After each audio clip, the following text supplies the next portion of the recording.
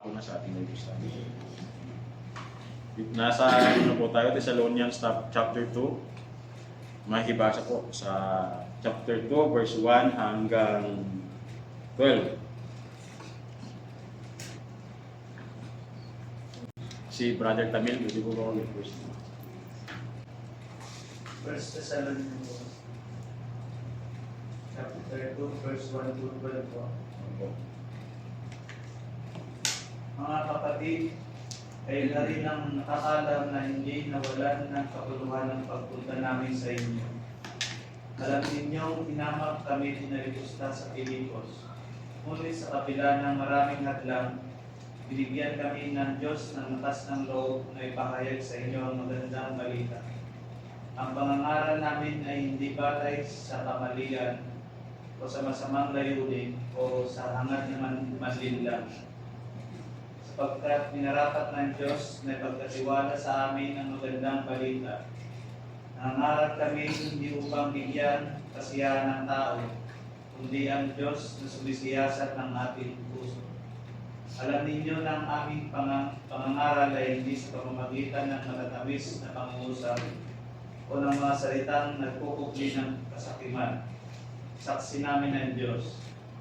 Hindi kami naghangad ng papuri ninyo o ninuman. Kahit bilang mga apostol ni Kristo ay may karapatan kaming humingi ng anuman mula sa inyo. Sa halip ay naging magiliw kami sa inyo tulad ng inang mapagkalinga sa kanyang mga anak. Dahil sa laki ng aming pagmamahal sa inyo, hindi lamang kami handang ibahagi sa inyo ang magandang balita, kundi maging ang aming buhay. Mga kapatid, tiyak na natatandaan pa ninyo kung paano kami nagtrabaho at nagsikap araw-gabi para hindi kami makabigat kanino man habang ipinapahayag namin sa inyo ang magandang balita mula sa Diyos. Saksi ang Diyos at saksi rin namin kayo kung paano naging dalisay, katuwid at walang kapintasan ng aming pakikitungo sa inyo na mga sumasampalataya. Tulad ng alam ninyo, kami naging parang ama sa bawat isa sa inyo. Pinayuhan namin kayo, pinalakas namin ang inyong loob, at inatasan na mamuhay ng kalugod-lugod sa paningin ng Diyos na tumawag sa inyo upang mapabilang sa kanyang kaharian at kaluwalhatian. Salamat. So, dito po sa part na ito ng chapter, sa unang bahagi, ay makita natin na si Pablo ay pinagtatanggol niya kanya pong paglilingkod na mayroong integridad sa mga taga-Thessalonica. Sa tono ng ng sulat ni Pablo ay hindi ibig sabihin na yung mga taga-Thessalonica ay nagdududa sa kanya, no? Na baka siya po ay hindi genuine yung kanyang paglilingkod. Hindi naman ganoon ang iniisip ni Pablo.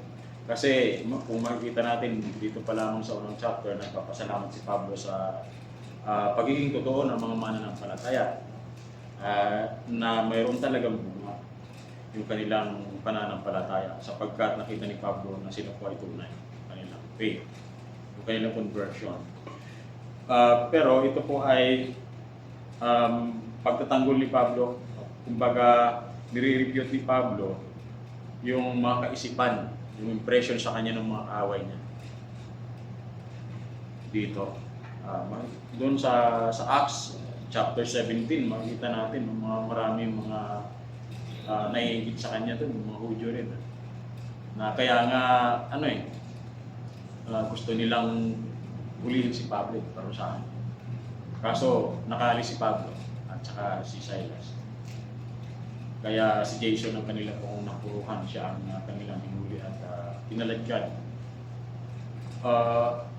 Dito mula din sa chapter 2, makikita natin kung paano sinabi ni Pablo na siya ay yung kanyang katapatan, pagiging tunay, yung katapatan, yung integridad niya sa paglilingkod ay pinapakita niya sa pamamagitan ng paglalahad niya ng mga bagay na ito, na hindi siya naglilingkod sa tao o hindi siya naglilingkod sa Panginoon para i-please yung tao. I-please yung tao. O kaya naman ay magkatanggap ng papuri sa tao. Kasi sabi ng mga ng mga detractors niya, yung mga nag-criticize sa kanya, yung mga naiingit sa kanya mismo, baka delusional lang yan si Pablo. O baka naman siya ay naglilingkod lamang para ma-deceive yung mga tao. Deceitful yung kanyang ginagawa. Kaya sabi nga dyan sa verse 3, ang pangangaral namin ay hindi batay sa kamalian o sa masamang layunin o sa hangad na manlinlang. Hindi dito delusional si Pablo kasi una, dito rin sa verse to, nung makikita natin na parang sinisiraan siya ng mga detractors niya, yung mga kalaban niya, yung mga galit sa kanya. Yan na niya, mayroong police record dyan si Pablo, nakulong na yan. Nakulong na si Pilipos, wala yan. Pero, kaya sabi po niya sa verse 2, alam ninyong inahama kami, kinaligos sa Pilipos. Ngunit sa kabila ng maraming binigyan kami ng Diyos na lakas ng loob, pangihayag sa inyo ang magandang balita. So, hindi nakahadlang po yun. Hindi totoo na siya po ay nakulong dahil sa kabuluhang ginagawa niya, dahil sa masamang ginagawa niya. Hindi. Nakulong siya dahil siya po ay nagsisikap na ipangaral yung salita ng Diyos, Ebanghelyo. Kaya alam ni Pablo yon, na alam ito ng mga taga-Tesalonica. Kaya ganun pa man, sabi niya, ako ginawa ko ito, nakulong ako dahil sa paglilingkod sa inyo, dahil sa pangaral ng mabuting balita. At hindi, sabi niya, hindi ako nagtuturo, nangangaral ng salita ng Diyos na batay sa mga maling katuruan. Batay sa haka-haka lang, ko ay deluded lamang ako at hindi ko kayo dinadaya. Nakatulad ng bintang ng mga kaaway ni Pablo, ng mga hindi sa kanya naniniwala. At hindi rin, sabi rin niya, hindi rin siya nagtuturo para lamang ma-please yung mga tao. Sabi ito,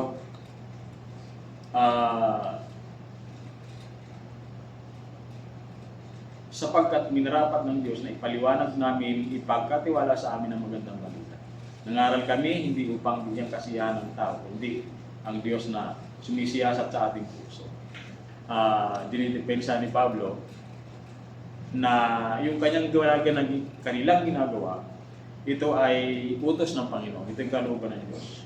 Yung pangangaral nila ng gospel, ng Ebanghelyo, ito ay utos ng Diyos sa kanila. Kalooban ng Diyos na ginagawa nila. Hindi upang bigyang kasiyahan ng tao, kundi ang Diyos.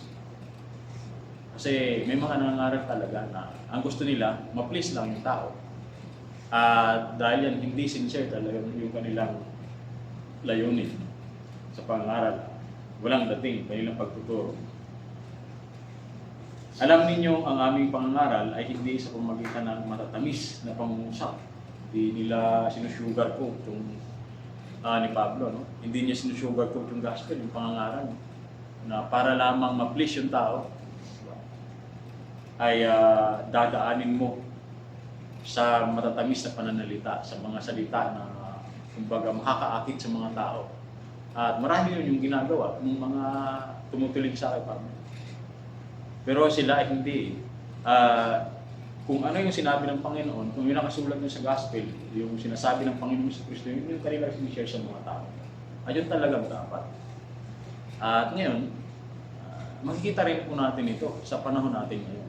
Throughout the ages, the century, mula pa noon, ay may mga tao na talaga na nangangaral na mayroon silang selfish motive. At yung selfish motive na yun, gagawa sila ng paraan para lamang mag-gain yung attention ng tao, ma-please yung mga tao, yung mga tao. Makaakay sila ng marami na mali naman yung kanilang pagtuturo. Ngayon, mali yung kanaunawaan ng mga tao. Halimbawa sa ngayon, yung mga pagtuturo na people pleasing. So, kagabi ay dun sa pagtalakay namin sa TNG, binabanggit si Tito Tachi dun na God loves you.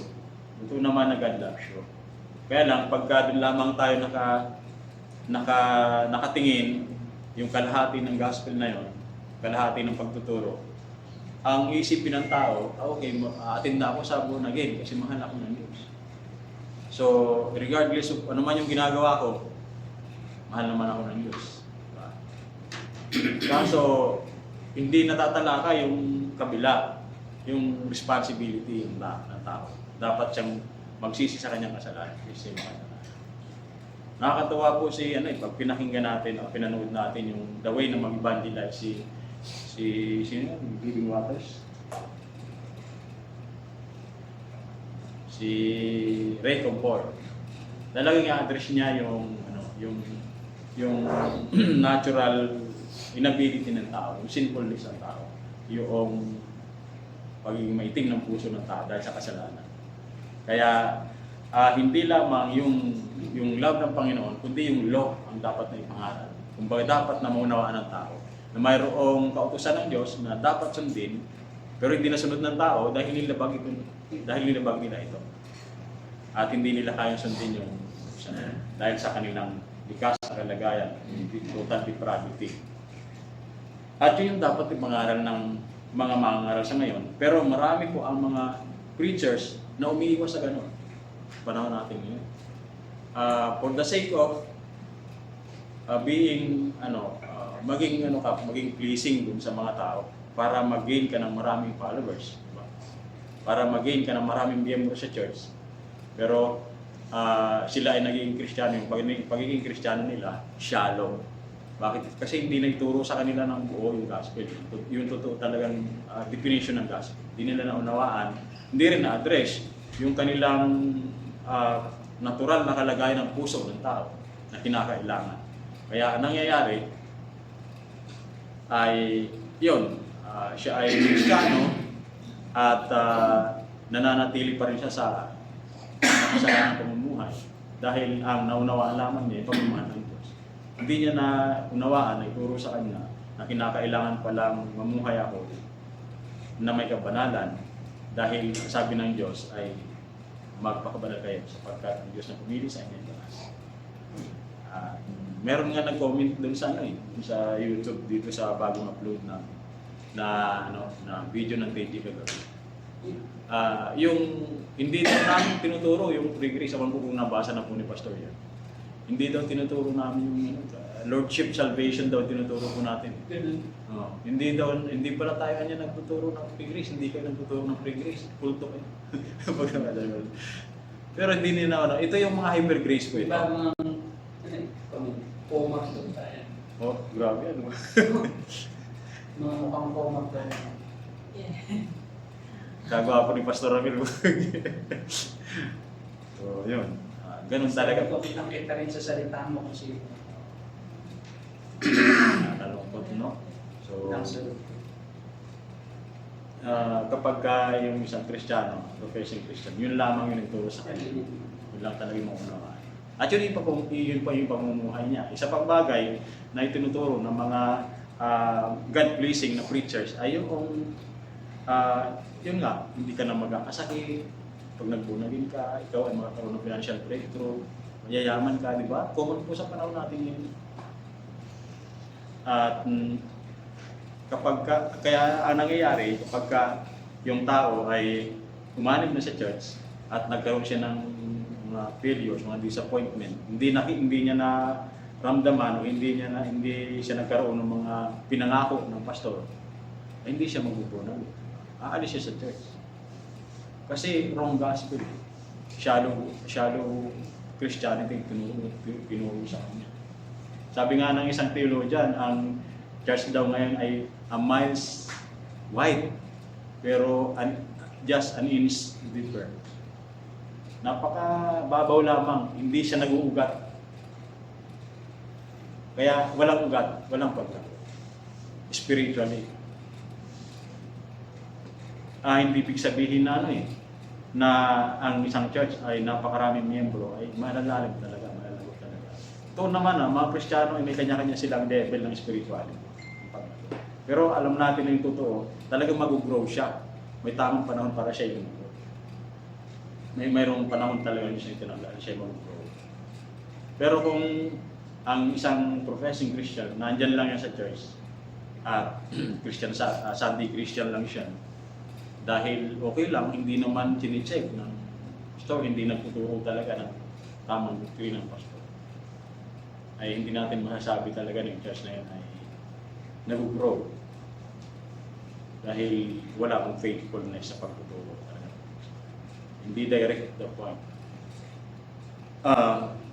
Kaya yun, sila Pablo ay talagang sila ay totoo. Hindi nila sinusugarcoat yung kanilang teaching.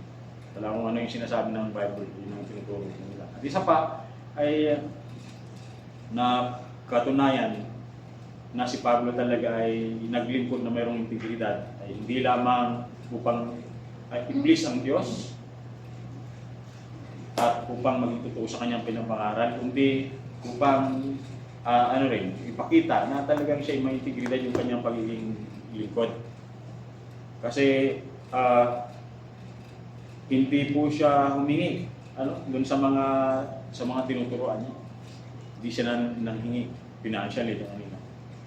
At si Pablo mismo nangaral siya, nagturo siya, nagsikap siya yung mga pangangailangan niya. Bagaman yung mga taga-Pilipos ay talagang tinulungan siya nung siya nakakulong, pero hindi po si Pablo talaga, nagsikap talaga siya sa kanyang sarili na para matustusan yung kanyang pangangailangan. Sabi niya dito, and then sa verse 7, sabi dito, kahit bilang mga apostol ni Kristo ay may karapatan kaming humingi ng anuman mula sa inyo. Sa halip ay naging magiliw kami sa inyo tulad ng inang mapagkalinga sa kanyang mga anak. Baga sila pa yung talagang pinaramdam talaga ni Pablo. Kaya siya genuine talaga yung paglilingkod ni Pablo eh. Hindi katulad ng mga kumakalaban sa kanya. Genuine yung paglilingkod ni Pablo. Talagang naruga niya yung mga mananampalataya sa Pilipos. Pinaramdam niya talaga na ito yung kanilang paglilingkod, hindi lamang sa pamamagitan ng pag-share ng gospel, kundi sa pamamagitan ng buhay nila mismo. At hindi po sila talaga bumitiw kahit na despite of yung persecutions na naranasan nila na talagang napakahirap. Pinakita pa rin nila Pablo yung tungkulin nila sa mga mananampalataya sa Thessalonica at pinadama nila yung pagmamahal, pagkalinga ng isang ina na kanila bilang isang ina. Talagang hindi nyo yung paglilingkod ni Pablo. Kasi kung siya ay katulad lamang ng mga bayaran, nakatingin lamang doon sa mga natatanggap nila, kapag ka nagkaroon ng medyo problema, aalis sila sa church. May mga ganun. Hindi sila hindi sila concerned talaga doon sa kalagayan ng mga mananampalataya sa tupa. Ang tunay na tupa talaga ay handa niyang ialay. Tunay na shepherd ay handa niyang ialay ang buhay niya para sa mga tupa. Paano ginawa ni Kristo yun? Ganun din sila Pablo. No? At makikita natin na yung paglilingkod nila Pablo, kung bakit siya ay naglilingkod na mayroong integridad, ay makikita naman yun sa pamumuhay niya. No? Sabi niya dito, dahil sa laki ng aming pagmamahal sa inyo, hindi lamang kami handang ibahagi sa inyo magandang balita, kundi maging ang aming buhay. Willing sila Pablo na ibuwis, ialay ang kanilang buhay as a living sacrifice para sa mga mananampalataya sa church sa Thessalonica at para sa kalwalhatian ng Diyos. Mga kapatid, tiyak na natatandaan pa ninyo kung paano kami nagtrabaho, nagsikap. Yun yung sinasabi kanina. May integridad si Pablo talaga. Nagsikap siya para hindi siya maging pabigat sa mga mananampalataya. So, walang kakayahan. Saksi ang Diyos at saksi rin namin kayo kung paano naging dalisay, matuwid at walang kapintasan ng aming pakikitungo sa inyo. Na mga sumasampalataya. Siguro hindi nangangalugan ng perfection na talagang katulad ng perfection ng Panginoon. Kaya masasabi na may integridad talaga ang paglilingkod ni Pablo dahil yung kanilang patotoo, yung buhay mismo nila Pablo ay walang may pupula sa kanila, yung mga mananampalataya. Kumbaga, tuwaran talaga, modelos talaga sila Pablo. Well, makikita natin si Pablo may mga weaknesses din po siya na nilalabanan doon sa mga sulat po niya. Makikita natin yun. Pero ipinamuhay talaga nila Pablo yung gospel. At sinikap nila na mamuhay na bilang huwarang mananampalataya bilang huwarang lingkod doon mismo sa mga taga-Tesalonica. At kaya sabi, may confidence siya sa sabi, tulad ng alam niyo, kami naging parang ama sa bawat isa sa inyo. Yung pagiging ama, yung pagpapayo, yung pagtuturo, talagang ginampanan ni Pablo na walang may pupula sa kanya. Kaya naman, dahil dito sa pamumuhay na ito ni Pablo at paglilingkod niya na mayroong integridad, ay anong sabi niya? Pinalakas namin ang inyong loob at inatasan na mamuhay ng kalugod-lugod. Ganon din, mamuhay kayo ng may kalugod-lugod sa Panginoon. Panginoong Diyos na tumawag sa inyo upang mapabilang sa kanyang kaharian at kalwalhati. Yung purpose. No? Kaya napakahalaga na bilang mga Kristiyano tayo, hindi lamang lingkod, as pastors, as leader, hindi bilang mga Kristiyano ay yung patotoo ay mahalaga. Para lalo na doon sa mga bagong mga converts, mga nanampalataya, at especially doon sa mga believers na dapat wala silang maipintas sa atin, na walang may makitang kapulaan sa atin. Para sa ganun ay makay natin sila sa ating pananampalataya. So, yan po yung paglilingkod ni Pablo na pwedeng makita rin sa atin sapagkat nasa atin ang Banal na Espiritu. We have to live with integrity as believers.